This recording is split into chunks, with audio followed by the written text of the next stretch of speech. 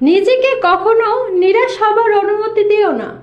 যারা ভয় পেয়ে পালিয়ে যায়, সাফল্য তাদের দুয়ারে কখনোই আসে না। এভারেস্ট জয় কিংবা ছোট কোনো কাজ, শুরুটা কিন্তু হয় একটি পদক্ষেপ দিয়ে। তাই পদক্ষেপ নাও।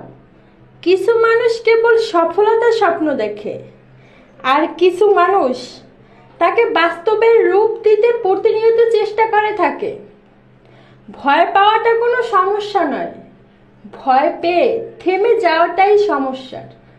যে তোমাকে ব্যঙ্গ করতে দাও, দেখবে একদিন তুমি তার গর্বের বিষয় হবে। তুমি অন্যের লেখা গল্পের চরিত্র হয়েও না, নিজের গল্প নিজে লেখো। সমস্যা দেখে ভয় পেও না, সমস্যা আছে বলেই তোমার জীবনে জেতার সম্ভাবনা আছে।